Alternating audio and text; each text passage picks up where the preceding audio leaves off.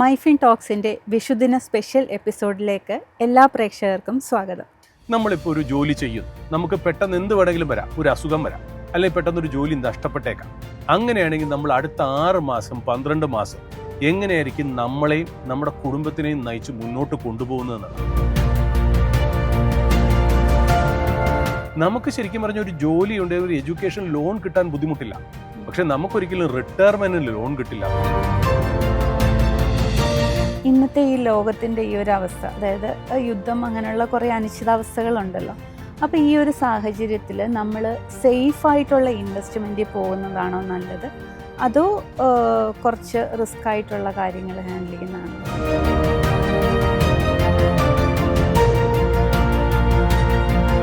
ഇറാനും US-ഉം തമ്മിലുള്ള ചർച്ച പരാജയമായി. ഇന്ന് സ്റ്റോക്ക് മാർക്കറ്റിൽ ഒരു കറക്ഷനുണ്ട്. സ്റ്റോക്ക് മാർക്കറ്റിൽ കറക്റ്റ് ചെയ്യുന്നത് എന്താണ്? സ്റ്റോക്ക് മാർക്കറ്റിൽ കറക്റ്റ് ചെയ്യുന്നത് സ്റ്റോക്കിൻ്റെ പ്രൈസാണ്, സ്റ്റോക്കിൻ്റെ വാല്യുവേഷനാണ്.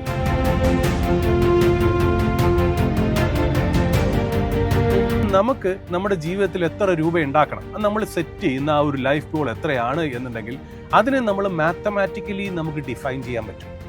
ആ ഡിഫൈൻ ചെയ്യുമ്പോൾ ഏത് അസറ്റ് ക്ലാസ്സിൽ കൂടുതൽ ഒരു അലൊക്കേഷൻ കൊടുത്തു കഴിഞ്ഞാൽ നമുക്ക് ഈ ടാർഗറ്റ് എമൗണ്ടിലേക്ക് അല്ലെങ്കിൽ നമ്മുടെ ലൈഫ് ഗോളിലേക്ക് എത്താൻ പറ്റും എന്നുള്ളത് തീർച്ചയായിട്ടും കണക്ക് തന്നെ നമ്മളെ പഠിപ്പിച്ചു തരുന്നതാണ്.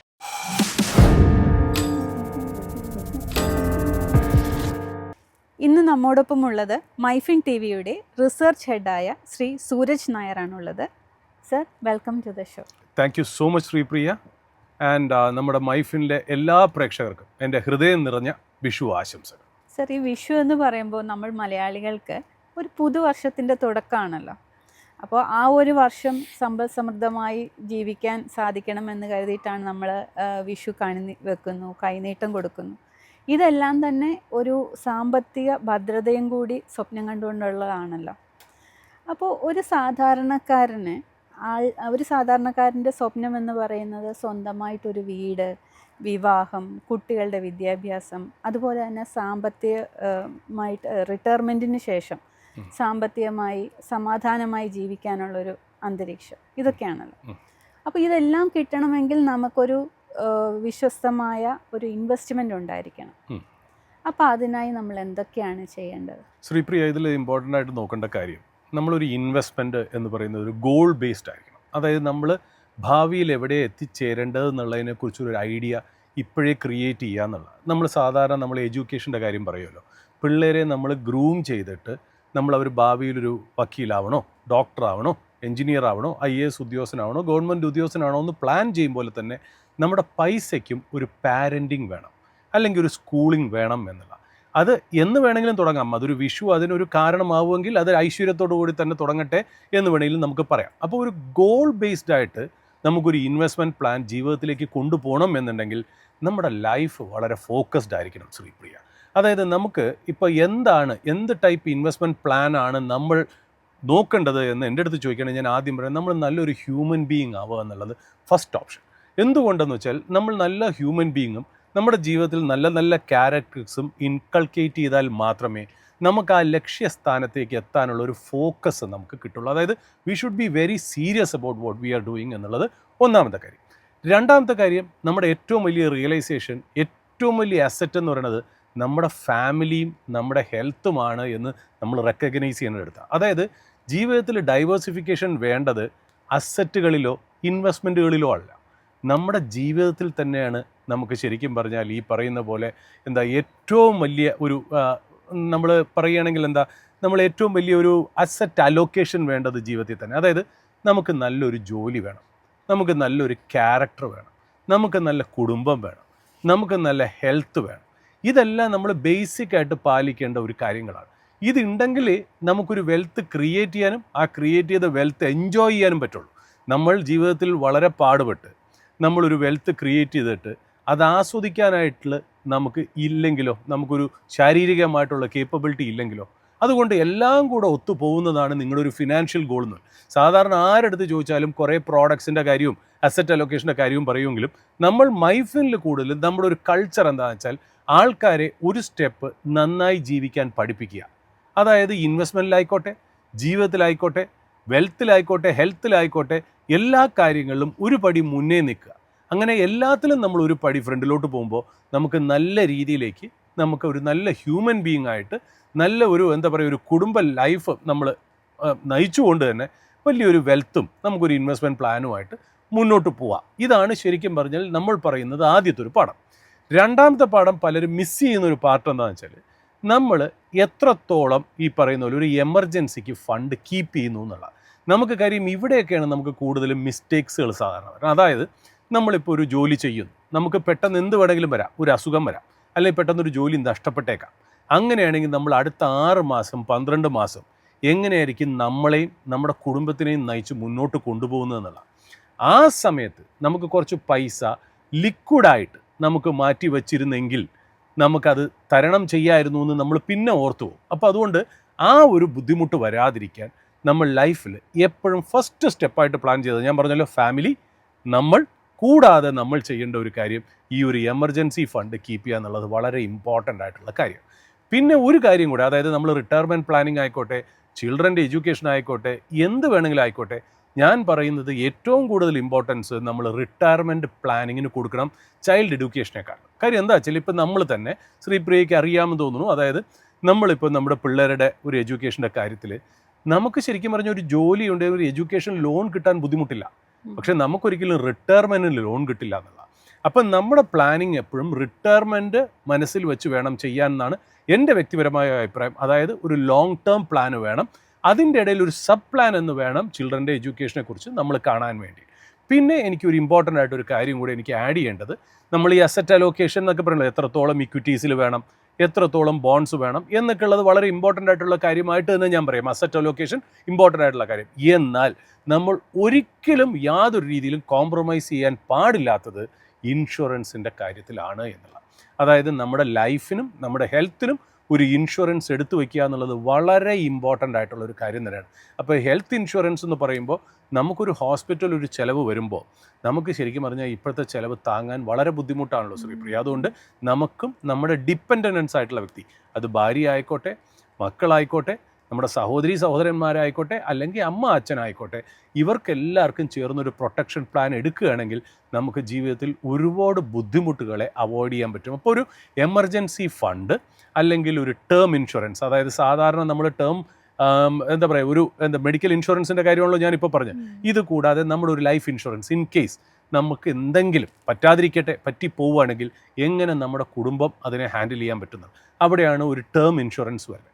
ആ ടേം ലൈഫ് ഇൻഷുറൻസ് സാധാരണ നമ്മൾ പറയാറ്, ജനറലി എക്സ്പേർട്സ് പറയാറ്, നമ്മുടെ ഒരു ആനുവൽ ഇൻകത്തിൻ്റെ ഒരു 10 to 15 ടൈംസ് എങ്കിലും വേണം എന്നുള്ള പറയുന്നത്. അപ്പോൾ അതുകൊണ്ട് ഇമ്പോർട്ടൻ്റ് ആയിട്ടുള്ള കാര്യങ്ങൾ അസറ്റ് അലോക്കേഷൻ ഇങ്ങനത്തെ പല കാര്യങ്ങളും വേണമെങ്കിൽ ഉണ്ടെങ്കിൽ പോലും ഞാൻ പറയുന്നത് ആദ്യമായിട്ട് നല്ലൊരു വ്യക്തിയാവണം, രണ്ടാമത് നല്ല ഒരു ജീവിതത്തിൽ തന്നെ എന്താ പറയുക ഒരു ഡൈവേഴ്സിഫിക്കേഷൻ വേണം, നല്ല ഒരു ജോലി, നല്ല കുടുംബം, നല്ല സുഹൃത്തുക്കൾ ഒക്കെ വേണം, നമുക്ക് നല്ല ഹെൽത്തും വേണം. ഇത് കൂടാതെ നമ്മൾ അസറ്റ് അലോക്കേഷൻ ചെയ്യണം. അസറ്റ് അലോക്കേഷൻ ചെയ്യുമ്പോൾ ഇമ്പോർട്ടൻ്റ് ആയിട്ട് നോക്കേണ്ടത് ലിക്വിഡിറ്റി. 6 മാസം 12 മാസം തള്ളി പോകാനായിട്ട് എന്താണ് നമുക്ക് പൈസ ലിക്വിഡിറ്റി ആയിട്ട് മാനേജ് ചെയ്യേണ്ടത്. പിന്നെ ഒരു ഹെൽത്ത് ഇൻഷുറൻസ്, പിന്നെ ഒരു ലൈഫ് ഇൻഷുറൻസ്, അതൊരു ടേം ഇൻഷുറൻസ് നമ്മുടെ കൊല്ല വരുമാനത്തിൻ്റെ 10 തൊട്ട് 15% വേണമെങ്കിലും ആവാം. പിന്നെ പ്രോപ്പറായിട്ടുള്ള അസറ്റ് അലോക്കേഷനും ഇങ്ങനത്തെ രീതിയിൽ പ്ലാൻ ചെയ്ത് പോവുക. കൂടുതലും നമ്മൾ റിട്ടയർമെൻറ്റ് പ്ലാനിങ്ങിന് വേണ്ടിയിട്ട് നമ്മൾ മുൻഗണന കൊടുത്തു പോവുക.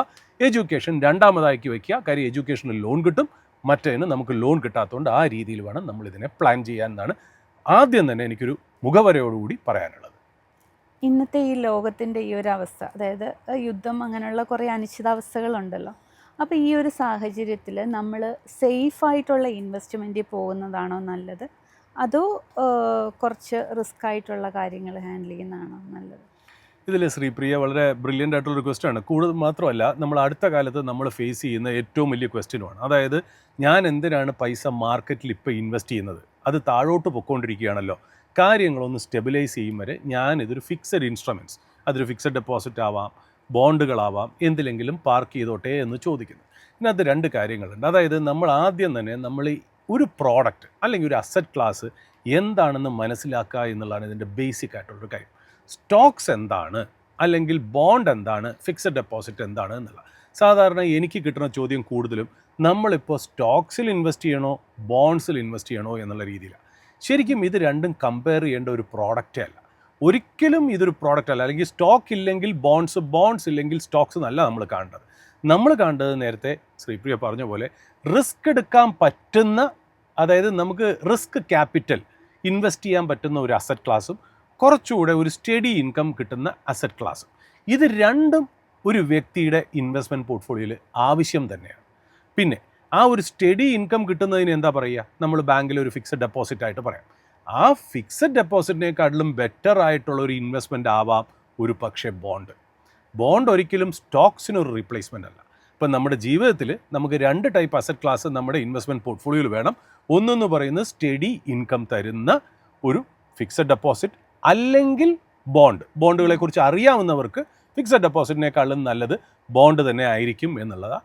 ഇപ്പുറത്തെ വശത്ത്, അതായത് നമ്മുടെ ഒരു റിസ്ക് ക്യാപിറ്റലിന് നമുക്ക് ഏറ്റവും നല്ലത് സ്റ്റോക്സ് തന്നെയാണ് എന്നുള്ള.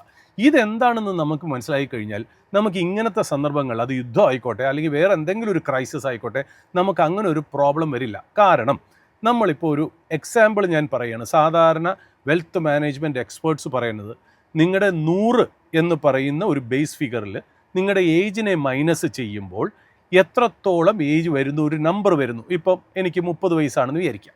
30 വയസ്സാണെങ്കിൽ 100-ൽ നിന്ന് 30 പോകുമ്പോൾ 70 എന്ന് പറയുന്ന ഒരു ഫിഗർ വരും. ആ 70% നമുക്ക് ഇക്വിറ്റിയിലേക്ക് ആവാം. അതായത് ചെറുപ്പമാവുമ്പോൾ നമുക്ക് ഇക്വിറ്റിയിലേക്കുള്ള അലോക്കേഷൻ കൂട്ടാം. എന്നാൽ നേരെ തിരിച്ച് നമുക്ക് പ്രായം ചെല്ലും തോറും ഇക്വിറ്റിയുടെ അലോക്കേഷൻ കുറയ്ക്കണം എന്നുള്ള രീതിയിലാണ് പറയുന്നത്. നല്ല കാര്യം, നമ്മൾ ഈ ഒരു ഗോൾ വെച്ചിട്ട് നമ്മൾ മുന്നോട്ട് പോകുന്നു. പക്ഷേ ഇപ്പോഴത്തെ സന്ദർഭം തന്നെ നോക്കുക. നമ്മുടെ ഫിക്സഡ് ഇൻവെസ്റ്റ്മെൻറ്റ്സ്, അതായത് ബോണ്ട്സ് ആയിക്കോട്ടെ ഫിക്സഡ് ഡെപ്പോസിറ്റ് ആയിക്കോട്ടെ, അത് സ്റ്റഡി ആയിട്ട് ഇൻകം തന്ന് പൊയ്ക്കൊണ്ടിരിക്കുന്നു. പക്ഷേ ഇപ്പുറത്തെ വശത്തുള്ള നമ്മുടെ കുറച്ചുകൂടെ റിസ്കിയർ ആയിട്ടുള്ള അസറ്റ് ക്ലാസ്സിലായിട്ടുള്ള സ്റ്റോക്സ് താഴേക്ക് വരുന്നു എന്നുണ്ടെങ്കിൽ ആ അസറ്റ് ക്ലാസിൻ്റെ സ്വഭാവം എന്താണെന്ന് പഠിക്കണം. എപ്പോഴാണ് നമ്മൾ സ്റ്റോക്ക് മേടിക്കേണ്ടത്? ആ സ്റ്റോക്ക് നമുക്കൊരു ചീപ്പർ വാല്യുവേഷനിൽ കിട്ടുമ്പോഴാണ്. അപ്പോൾ ഒരു യുദ്ധം കാരണം സ്റ്റോക്സ് താഴേക്ക് വരികയാണെങ്കിൽ നമ്മൾ കൂടുതലും നമ്മുടെ ഫിക്സഡ് ഇൻസ്ട്രുമെൻറ്റ്സ്, അല്ലെങ്കിൽ സ്റ്റഡി ആയിട്ട് നമുക്ക് റിട്ടേൺ തരുന്ന ഫിക്സഡ് ഡെപ്പോസിറ്റിൽ നിന്നും ബോണ്ടിൽ നിന്നും നമുക്ക് പൈസ ട്രാൻസ്ഫർ ചെയ്ത് ഇക്വിറ്റിയിലേക്ക് കൂടുതൽ അലോക്കേറ്റ് ചെയ്യണമല്ലേ ശരിക്കും പറഞ്ഞാൽ ഏറ്റവും നല്ലൊരു ഓപ്ഷൻ.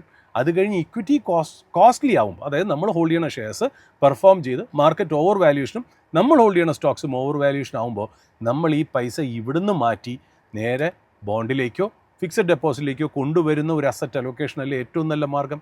അപ്പോൾ ഇപ്പോഴത്തെ സമയത്ത് ആ ചോദ്യത്തിന് റെലവൻസ് ഉണ്ടെങ്കിലും പലരും ചോദിക്കുന്നത് സ്റ്റോക്കാണോ ബോണ്ടാണോ? അങ്ങനെയല്ല, നമ്മൾ ഏതിനാണോ ഓപ്പർച്യൂണിറ്റി ഉള്ളത് ആ സ്ഥലത്തേക്ക് പൈസ മാറ്റുന്ന ഒരു asset allocation, flexible asset allocation strategy ആയിരിക്കും നമുക്ക് ഏറ്റവും കൂടുതൽ പ്രോഫിറ്റബിളും ബെനിഫിറ്റും പ്രൊലിഫിക്കും ആവാൻ പോകുന്നത്. ഒരു വ്യക്തി ഒരു ഇൻവെസ്റ്റ്മെൻറ്റ് ഓപ്ഷൻ തിരഞ്ഞെടുക്കുമ്പോൾ അത് എന്തിൻ്റെയൊക്കെ അടിസ്ഥാനത്തിലായിരിക്കണം? ആദ്യം തന്നെ നമുക്കിത് എങ്ങനെ വേണമെങ്കിലും പറയാം. ഒന്ന് എന്ന് പറയുന്നത് ആ വ്യക്തിയുടെ ഏജ് കൂടാതെ റിസ്ക് റിട്ടേൺ പ്രൊഫൈൽ, അതായത് എത്രത്തോളം റിസ്ക് എടുക്കാനുള്ള കപ്പാസിറ്റിയും കേപ്പബിലിറ്റിയും ആ വ്യക്തിക്കുണ്ട്, അല്ലെങ്കിൽ എത്രത്തോളം റിട്ടേൺ വേണമെന്ന് അദ്ദേഹത്തിനൊരു ആഗ്രഹമുണ്ട് എന്നുണ്ടെങ്കിൽ അതായിരിക്കണം ഒരു മാനദണ്ഡമായിട്ട് എടുക്കേണ്ടത്. രണ്ടാമത്തെ മാനദണ്ഡം, എന്താണ് ലൈഫിലെ ഗോൾ, എവിടെ എത്തണം, എന്താവണം, അല്ലെങ്കിൽ നമ്മൾ ഒരു 50 വയസ്സ് 60 വയസ്സ് അല്ലെങ്കിൽ റിട്ടയർമെൻ്റ് ആകുമ്പോൾ എത്രത്തോളം കോർപ്പസിൽ ഇരിക്കണം എന്നുള്ളത് ഒരു മാനദണ്ഡമായിട്ട് എടുത്തിട്ട് എങ്ങനെ അസറ്റ് അലോക്കേറ്റ് ചെയ്യണം എന്നിങ്ങനെയുള്ള കാര്യങ്ങളാണ് ഇമ്പോർട്ടൻ്റ് ആയിട്ട് നമ്മൾ നോക്കേണ്ട ഒരു കാര്യം.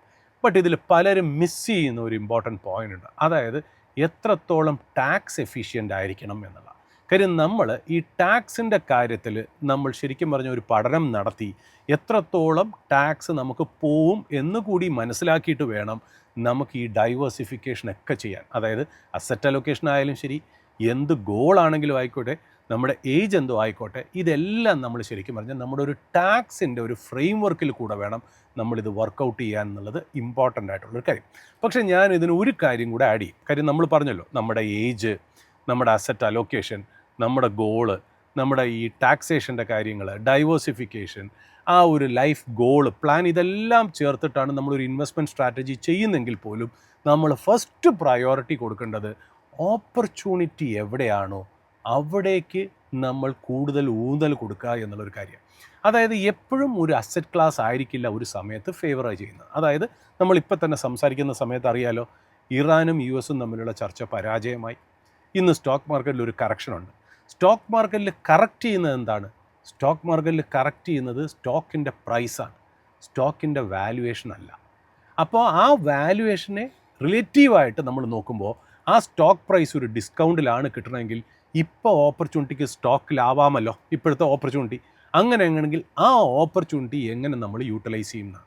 അപ്പോൾ നമ്മൾ ഏറ്റവും വലിയ ഇമ്പോർട്ടൻ്റ് ആയിട്ട് എടുക്കേണ്ട ഡിസിഷൻ നമ്മുടെ ഏജ് എന്തോ ആയിക്കോട്ടെ, ലൈഫിൻ്റെ ഗോൾ എന്തോ ആയിക്കോട്ടെ, അസറ്റ് അലൊക്കേഷൻ പ്ലാൻ എന്തോ ആയിക്കോട്ടെ, നമ്മളൊരു ലൈഫ് ഗോൾ തന്നെ എന്തോ ആയിക്കോട്ടെ, ടാക്സേഷൻ്റെ കാര്യം എന്തായാലും ഫിക്സഡുമാണ്.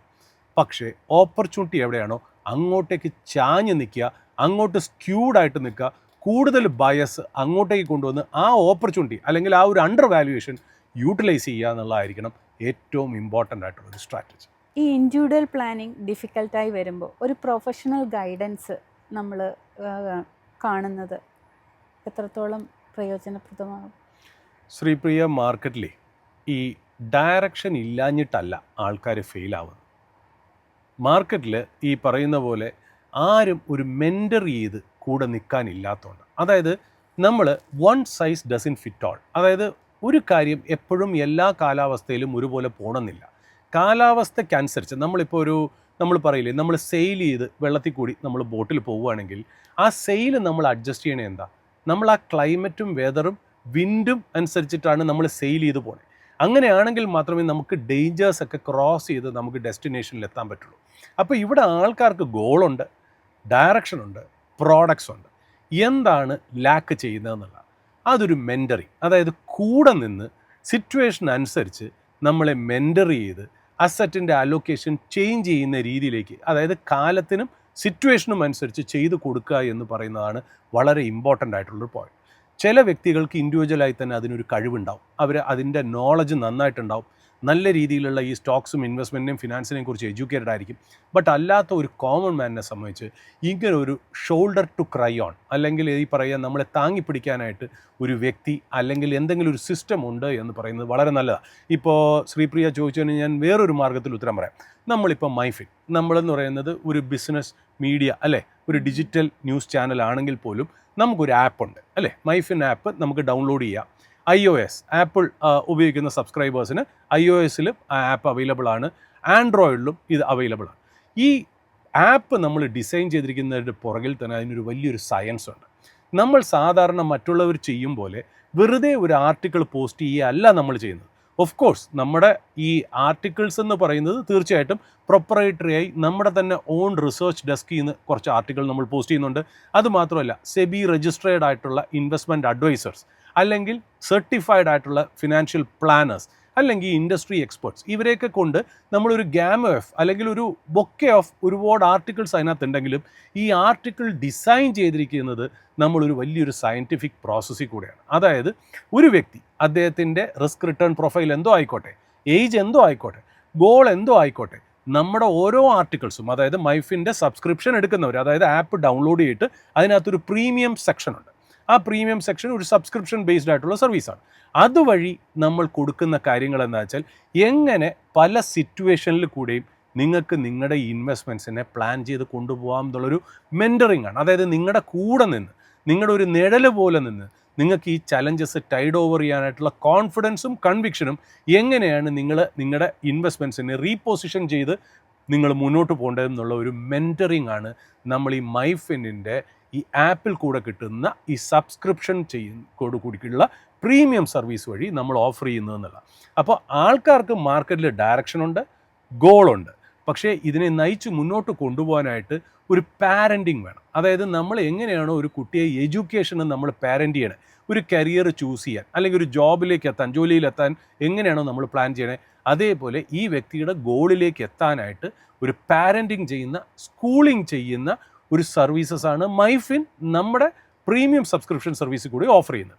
അത് മൈഫിൻ്റെ കാര്യം പറഞ്ഞെങ്കിലും ഒരു വ്യക്തിക്ക് സ്വന്തമായിട്ട് കഴിവുണ്ടെങ്കിൽ അവർക്ക് സ്വന്തമായിട്ട് ചെയ്യാം. പലരും അതിന് എഡ്യൂക്കേറ്റഡ് ആണ്, അവർക്ക് അതിനുള്ള നോളജ് ഉണ്ട്. ഇല്ലാത്തവർക്ക് ഇതേപോലെ ഒരു സപ്പോർട്ടിങ് ഹാൻഡ് ഉള്ളത് വളരെ നല്ലതാണ് ഒരു കോൺഫിഡൻസിന് വേണ്ടിയിട്ട്. സാധാരണ ആളുകൾ ചെയ്യുന്ന ബിഗസ്റ്റ് ഇൻവെസ്റ്റ്മെൻറ്റ് മിസ്റ്റേക്സ് എന്തൊക്കെയാണ്? ശ്രീപ്രിയ, ഒരു ഡിസിപ്ലിൻ ഇല്ലാതെ, ഒരു ഗോൾ ഇല്ലാതെ, അതായത് ഒരു ഈ കയറ് പൊട്ടിയ പട്ടം പോലെ പോവുക എന്ന് പറയുന്നതാണ് ഏറ്റവും വലിയ മിസ്റ്റേക്ക്. ഞാൻ പറഞ്ഞില്ലേ, ഒരു ഫിഗർ നമ്മൾ അത് ആലോചിക്കുക. നമ്മൾ വളരെ സിമ്പിളായിട്ട് ഞാൻ പറയാം.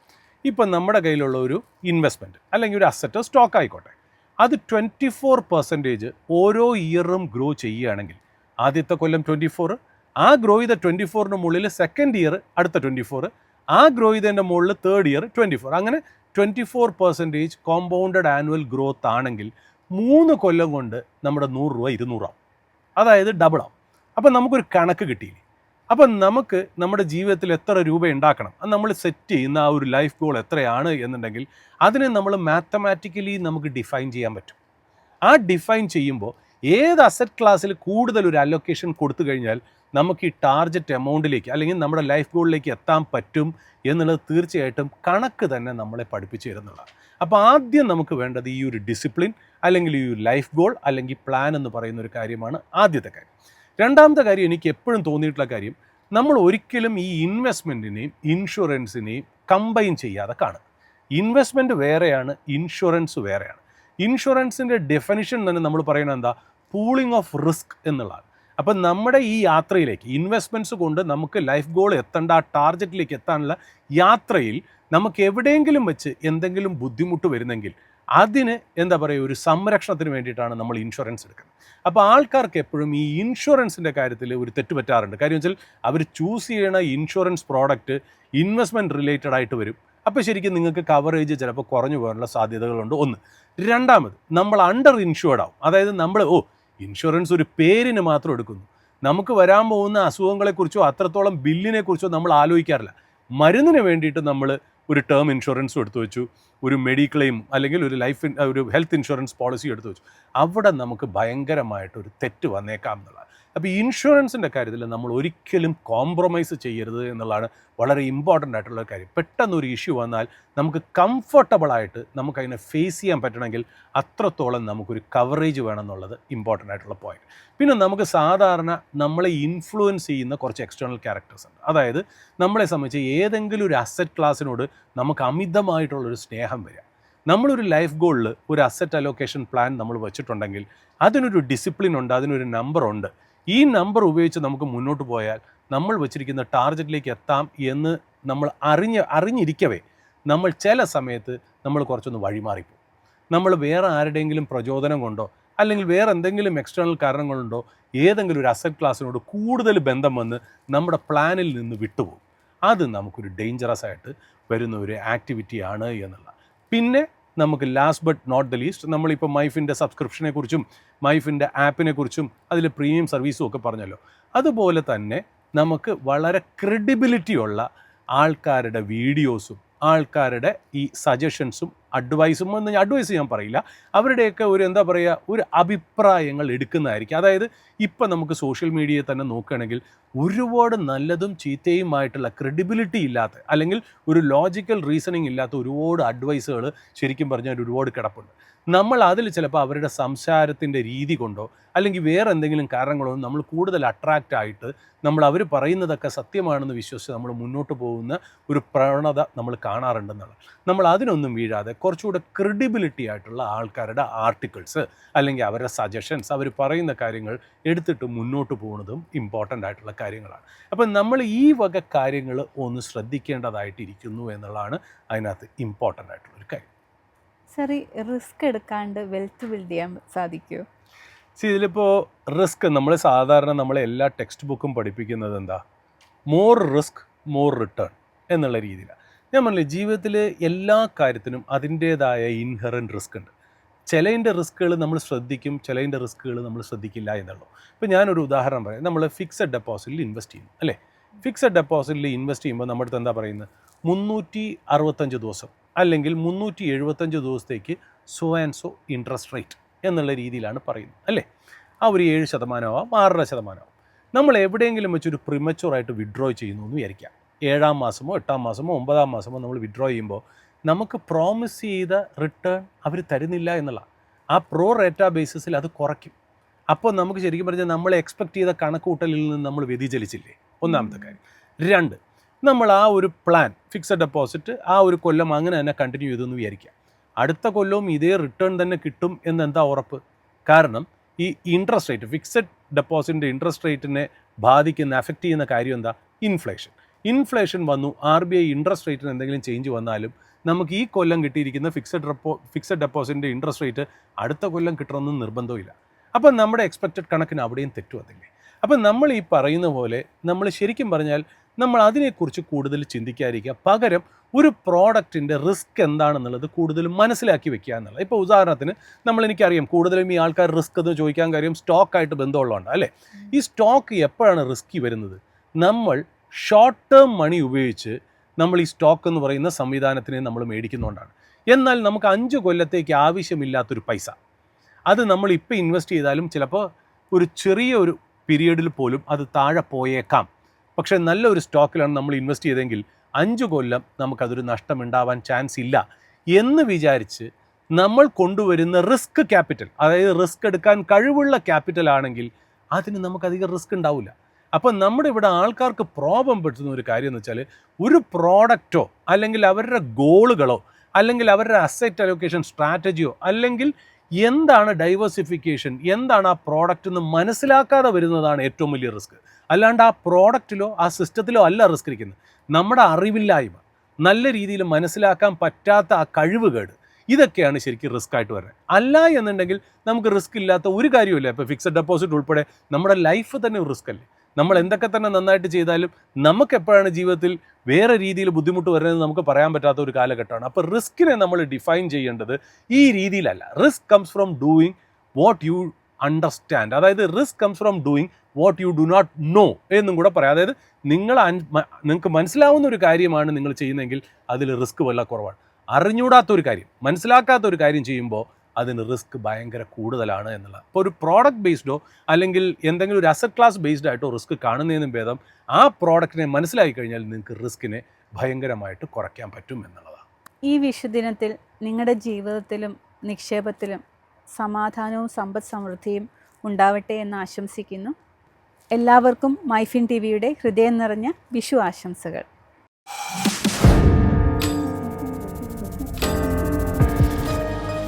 എളുപ്പത്തിൽ സമ്പാദ്യം വളർത്താം. ഇന്ന് തന്നെ മൈഫിൻ TV ആപ്പ് ഡൗൺലോഡ് ചെയ്യൂ.